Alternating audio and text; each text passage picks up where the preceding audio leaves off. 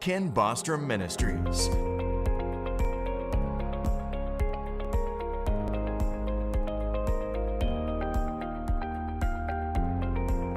Beginning January 2018, Bostrom Ministries engaged in a whole new assignment by entering the airwaves of the world. Don't miss Ken and Mary Bostrom Ministries Live.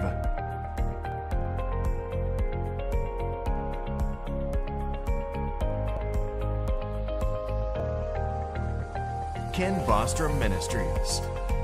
Now reaching 195 nations through television and shortwave radio. We have been given a mandate to reach the lost, teach the found, and preach the Word by changing lives with the Word of God to become united in His purpose. Bostrom Ministries.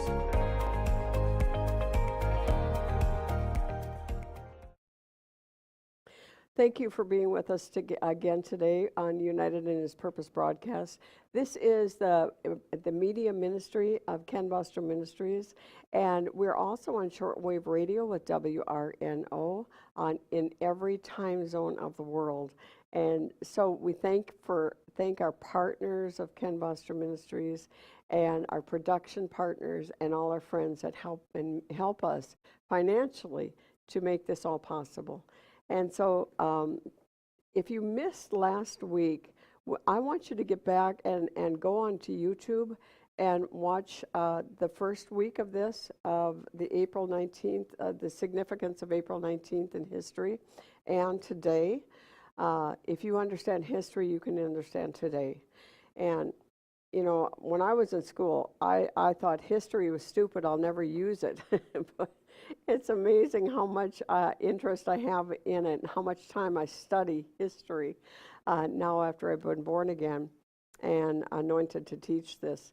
And so last week we talked about understanding cycles, and we talked about what's going to be happening with the April 19th, the first, the pink moon, Good Friday, Passover, Day of Infamy in America, and First Christian Witches Convention in history. So just briefly, I'm just going to tell you the full pink moon is not going to be pink in color. It's what they have named it. That's what it's called in the Old Farmer's Almanac. I don't believe it was full of witchcraft. It did have astrology in it, but it also followed the planting cycles.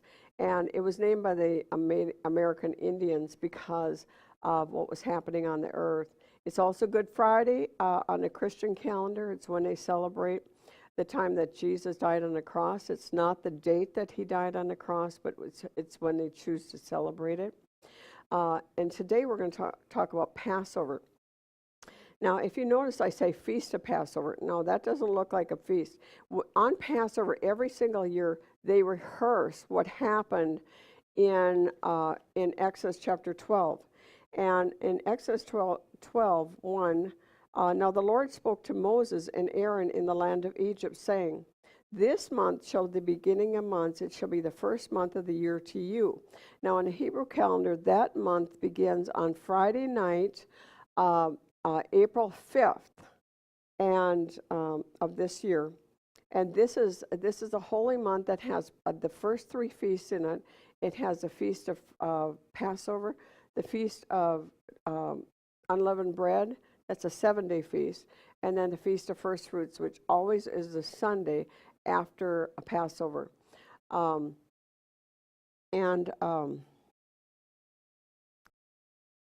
so that's going to be this month.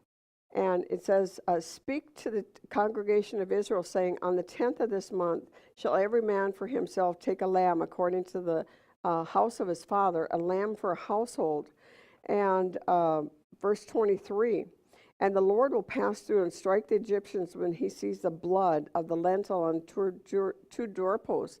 And the Lord will pass over the door and not allow the destroyer to come into your house and strike you." So what the Jewish people do is they rehearse that God passed over, that the destroyer, God protected them by the blood on the doorpost. And every year they rehearse that. Now God said, when you come into Leviticus chapter 23, and it talks about all the 7 feasts, it says these are going to be holy convocations. That means you treat them different. Convocation is a Hebrew word called dress rehearsal. Well, they were supposed to be rehearsing this every year, and so that when Jesus became the Passover lamb, that they would understand that he is the Passover lamb. And people, when the Jewish people understand that they're not waiting for the Messiah has already come, and he can come and live in their hearts, they are totally turned around. They are totally on fire for the Lord, because they don't realize it's history, but Jesus is still the same yesterday, today, and forever. Yes, he was the Passover lamb. Yes, he did die on the cross. Yes, he did go to hell for 3 days and 3 nights. Yes, he was raised again on the first day, which is a feast of first fruits. Yes, and he is seated, and we are seated in with him in heavenly places, far above all principality, power, might, and dominion. That's what we celebrate with Passover, and that begins on April 19th. So let's look here again. This next one we're going to talk about here is the Day of Infamy in America.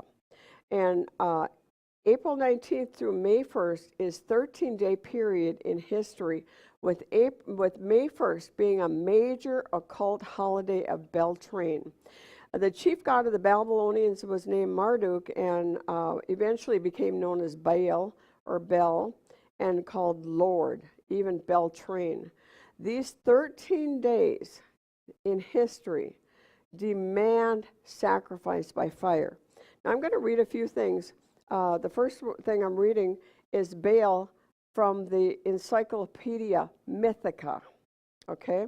The cult of Baal celebrated annually his death and resurrection. Are you kidding?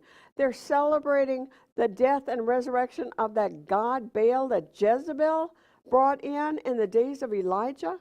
See, Jezebel is the one that brought in Baal worship into Israel. And this was they sacrificed their children on the fire. I'm going to go back again.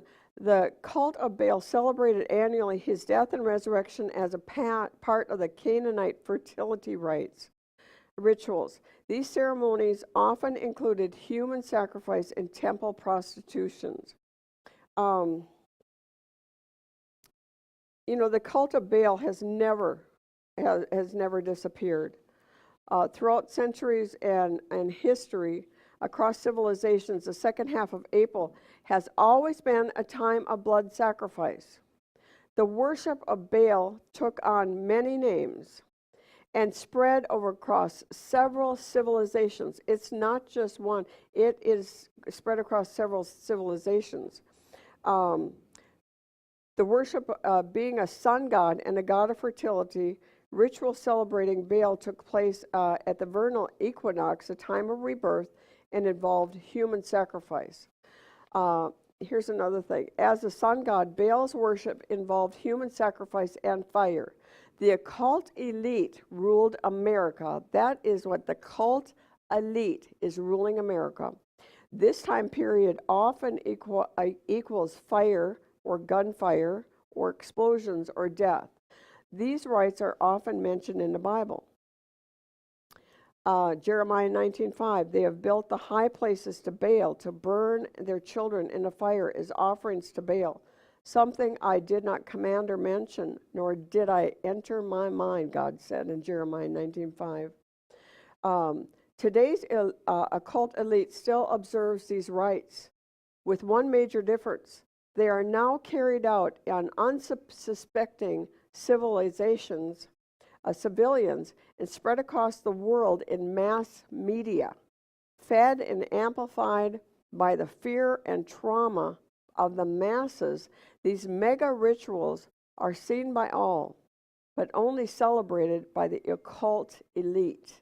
More than ever, we are dealing with black magic. Now they spell Magick. Now I want you to remember that, because that's going to come up with the first Christian Witches Convention.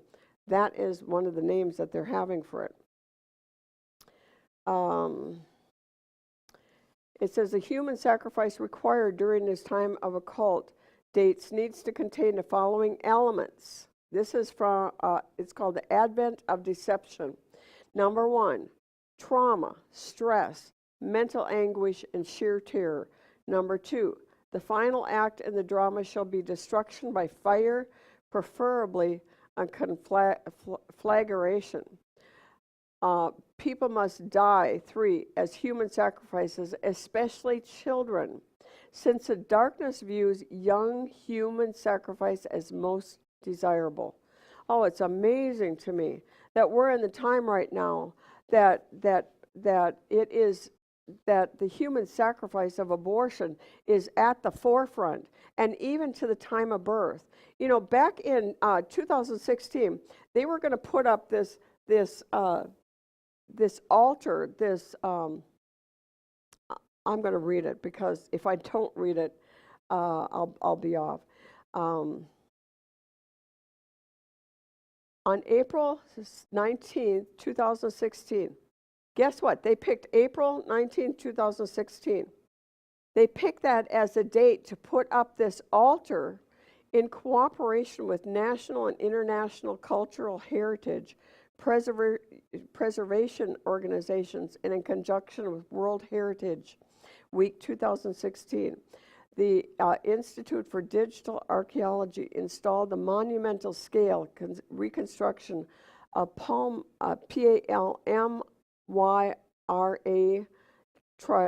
triumphant arc in Trafalgar Square.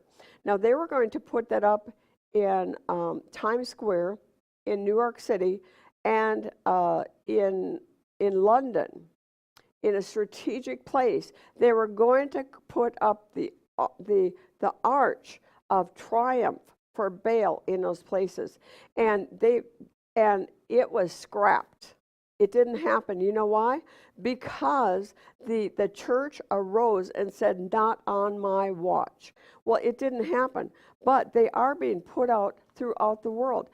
And ISIS actually took it down, and so they're putting up replicas all over the world. They took it down in Syria, but the elite occult is not giving up. Remember those two words, elite occult, because they are behind a lot of these things. Now, what time of the year it is it in the Bible? We find in 2 Samuel 11:1.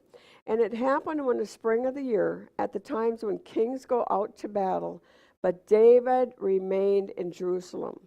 The Voice translation said, the season when most kings took their soldiers out to fight. See, kings went with their soldiers. They led the way, they led the charge, and they were very successful. And David stayed home. That was the worst time of sin in his life. That's when he met Bathsheba. That's when he had Bathsheba's husband killed. That's when Nathan said, "You are the man." All that happened because he did not go to war in the spring of the year. Well, that was his moral failure from chapter 11 to 20 in 2 Samuel. It was all about moral failure, spiritual failure, and relationship failure. But what about us? What does that have to do with us? Jesus said in Revelation 1, 5 verses 5 through 6, that he washed us with his own blood, and he made us kings and priests unto the Most High God. If kings are supposed to be on their watch and go to battle and take ground in the spring of the year, I think maybe that has to do with us too as kings. We're going to say, because the enemy is going to come in because they have their cycle of destruction. And we need to be on the watch. We need to be watchmen on the wall so that he doesn't come in. Genesis 18:17. Shall I hide from Abraham what I'm doing? You know, on September 11th, 2001, the terror attack on the Twin Towers, There was people that God let, little old ladies that God talked to before September 11th, and they cried and they cried and they begged God, no. But, God will share with his servants what he's going to be doing. That example is in Genesis 18, verse 17. I heard a story of one lady that was crying out to God, please God, no. And he said, it has gone too far. It can't be stopped, but it can be lessened. There are some things that God has just taken his hand off. When he takes his hand of protection down, that enemy is always there to steal, kill, and destroy. But at that time, he took his hand of protection off the Twin Towers. It should have been 70,000 people that had died in that attack, because there was always 50,000 people in the Twin Towers at one time. The Pentagon, it hit the part of the building that was under construction, so that wasn't full. The planes weren't full because many people, those ladies prayed, and people stayed home. People were warned. People stopped. People couldn't get the car started. People just stayed, wanted to go visit the kids in school. Just strange things that kept them out and protected them. So 3,000 died, but it wasn't 70,000 that could have been. It could have been more. And the Benghazi attack, September 11th, 2012, for weeks before that, I said something is going to happen. The devil is going to celebrate his victory of September 11th, 2001. And I was crying out to the Lord, and I was telling people, pray something's going to happen on 2011, and nothing happened on 2011, 2012. And except the next morning, we woke up and heard the Benghazi embassy attack. Now, I don't know what it could have been if people hadn't been prayed. I don't think I'm the only one that God warned about September 11th, 2012. But all I know is it could have been worse, because the prayers of the righteous are still availing much. Now, I'm taking this from the 9th of Av calculation, but it still rings true. 3 events on the same day is 1 and 35 times 35. Okay. But regarding Jewish history cycle, the odds of 12 events happening to the same people, the same country, over centuries on the same day is 1 chance in 15.318 billion times a billion times a billion. And so one prophetic teacher said 8 events is 1 chance in 863 zillion. So looking at those calculations, let's look at the 19th of April, knowing it begins 13 days of rebellion, child sacrifice, and fire for 13 days from April 19th to May 1st. So one thing that's happened, April 19th, 2001, and I'd love to be able to read to you exactly everything that happened, because it was so incredible. But the first thing that happened was in 1985, the Covenant of the Lord and Arm of the Lord. It's called CSA. And the CSA developed from the Baptist congregation called Zarephath Horeb, which is found in 1 Kings 17 and 18, that have to do with the days of Elijah and the prophets of Baal. The community church, founded in 1971 in a small community of, you ready? Elijah. That was a small community in southern Missouri. Over time, Zarephath Horeb evolved into extremist a paramilitary organization and was rechristened CSA, which is the Covenant, the Sword, and the Arm of the Lord. Operated in a large compound in northern Arkansas called The Farm. They were closely connected with KKK, the Ku Klux Klan, and very anti-Semitic.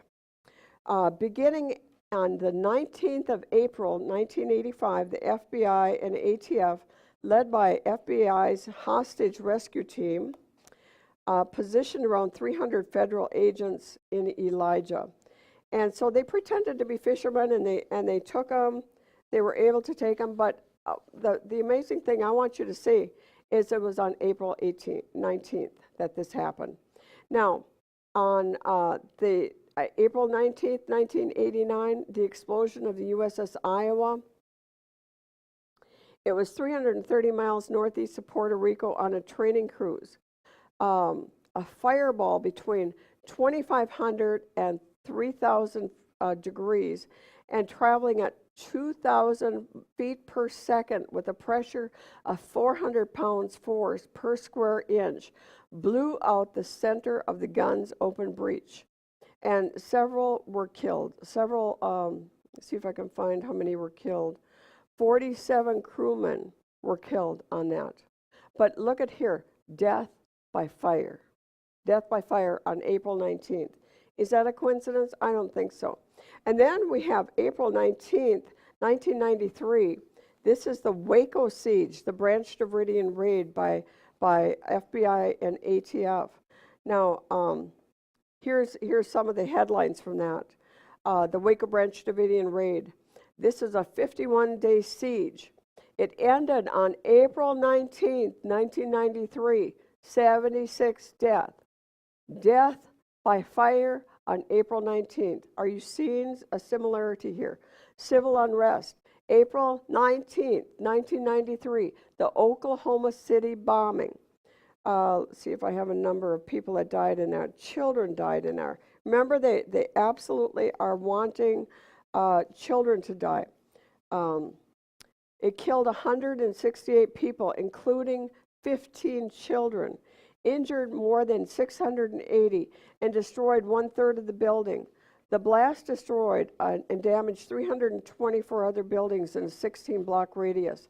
There was a prophet from Texas in Oklahoma City at that time, and God had warned him what was going to happen, but he could not find unity in Oklahoma City. He said the churches were divided. He couldn't find people to gather together in unity and pray against that.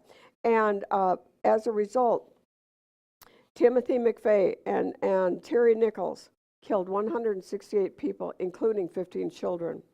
Then on April 16, 2007, we had the Virginia Tech massacre. And more civil unrest, we had April 16, 2013, Boston Marathon explosion, but his brother, 103 killed, death by fire, 107 injured, and his brother was found on April 19th in a boat in somebody's backyard. In April 18th of 2013, this was the fertilizer plant explosion in West Texas that was exactly 220 years after Waco Branch Davidian. In April 16th, 1947, port disaster. This is America's worst port disaster in history. Killed 581 people. I'm from Texas City. That's where I live.